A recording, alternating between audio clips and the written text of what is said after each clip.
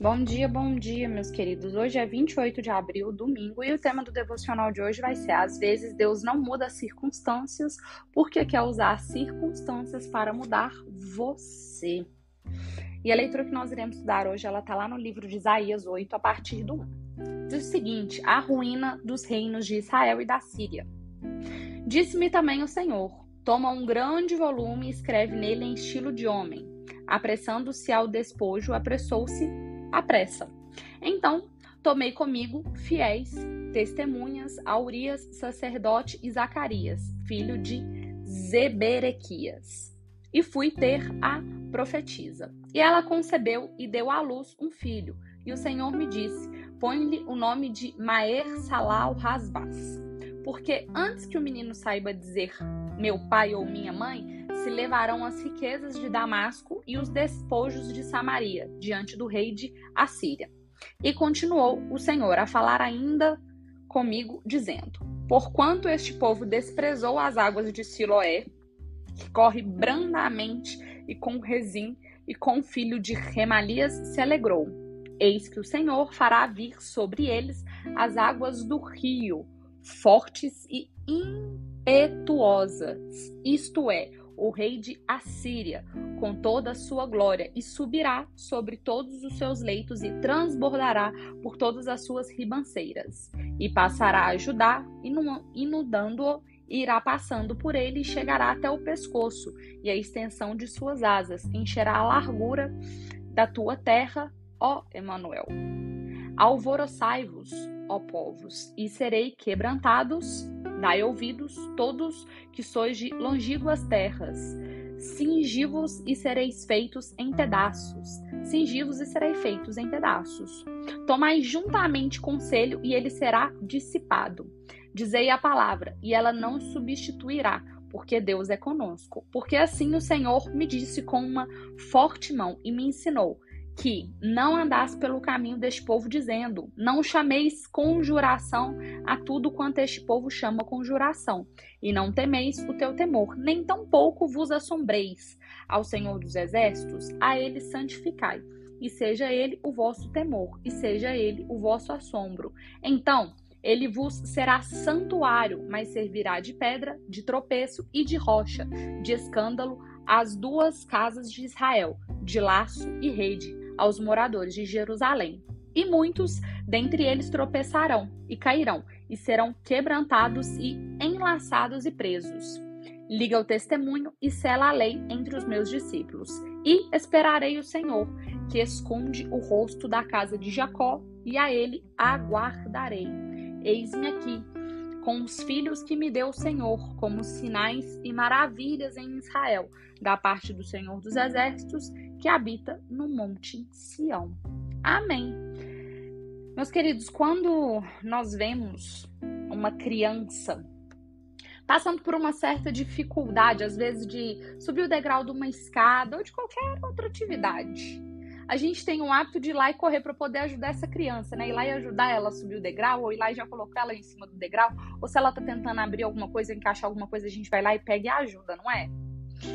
Só que tentar resolver os problemas de uma criança quando ela está na sua fase de desenvolvimento, a gente pode acabar atrapalhando em vez de ajudar. A gente pode acabar impedindo, né, que essa criança ela crie maturidade que vai permitir ela ter uma maior autonomia para poder tomar as melhores decisões em fases mais avançadas da sua vida. E aí, com isso, nós podemos fazer um paralelo à nossa vida cristã. Porque quando nós estamos passando por dificuldades, Deus ele não vem prontamente nos tirar das tribulações e devolver-nos a tranquilidade, apesar dele querer, porque ele é nosso Pai.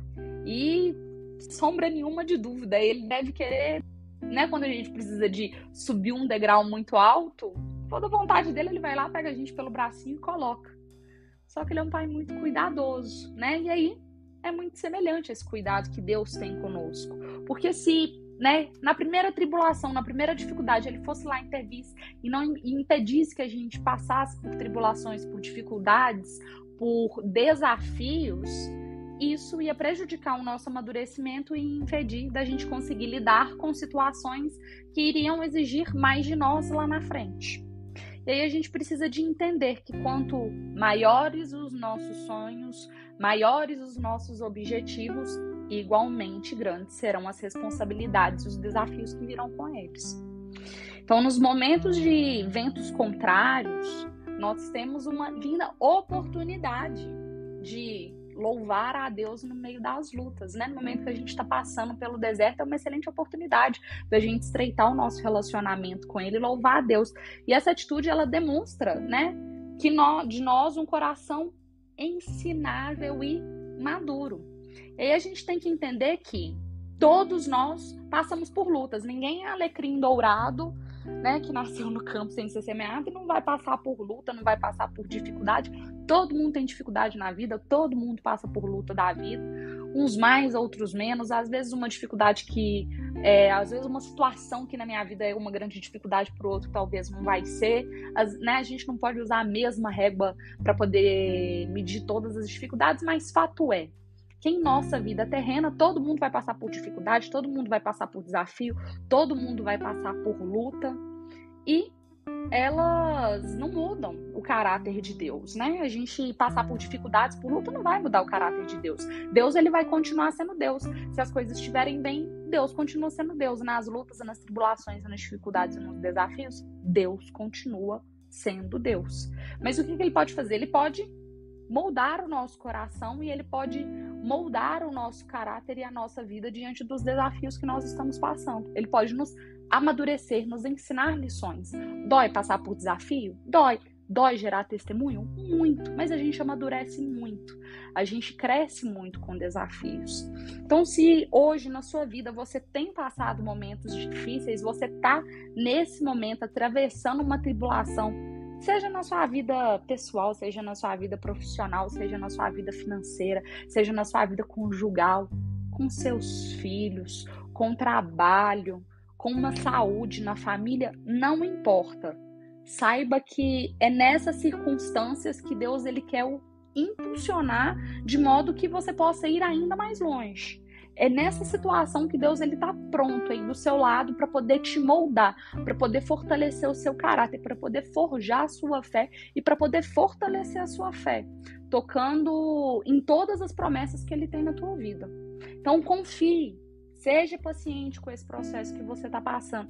Deus ele trabalha para aqueles que depositam a sua confiança nele.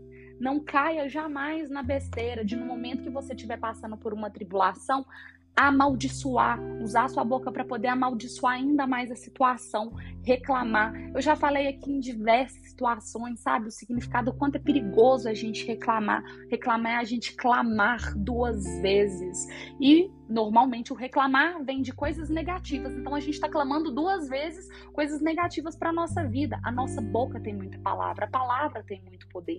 Tudo que sai da nossa boca, tudo que emana da nossa boca, vira realidade. A gente tem esse poder de transformar a palavra em realidade. Então a gente tem que vigiar muito a nossa língua, vigiar muito a nossa boca. Quando a gente está passando por desertos, por dificuldades, por tribulações, por provas, por momentos que o nosso caráter está sendo moldado, por momentos que o nosso caráter está sendo amadurecido, vigiai ainda mais a nossa boca.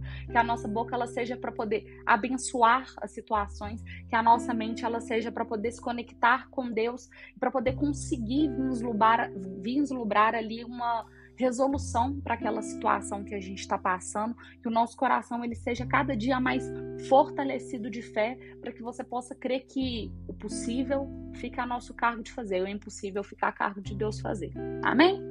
Pai, obrigado por mais um dia que você inicia, obrigado por nos permitir acordar, por nos permitir respirar. Pai, obrigado pela nossa casa, pelo nosso lar, pelo nosso pão de cada dia. Obrigado pela nossa família, pelos nossos entes queridos, pelos nossos amigos. Obrigado pelo meu esposo, pelo meu pai, pelos nossos bichinhos. Obrigado por todas as pessoas que estiveram aqui conosco nessa terra e que hoje se encontram do seu lado na eternidade. Obrigado pelo nosso trabalho, por todas as experiências que o Senhor permitiu que nós vivêssemos aqui, Pai.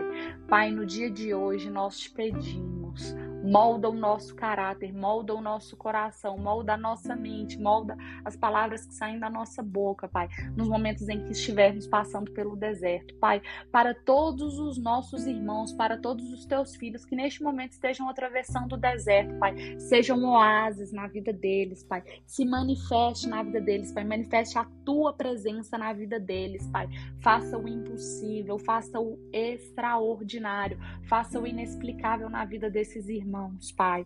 Pai, molde o coração desses irmãos, abrande o coração desses irmãos, Pai, fortaleça a fé desses irmãos, Pai, fortaleça a crença deles que a tua vontade é boa, perfeita e agradável, que todas as coisas sempre vão cooperar para o bem daqueles que amam ao Senhor. Amém. Meus queridos, muito obrigado pela companhia. A gente se encontra amanhã novamente. Tenha um domingo muito abençoado e que a gente possa ter uma semana muito feliz, muito alegre, muito abençoada, de boas notícias, de bons acontecimentos, de milagres e de extraordinário. E compartilhe esse devocional com outras pessoas. Vamos transbordar a palavra de Deus e o amor de Deus na vida de outras pessoas. Amém?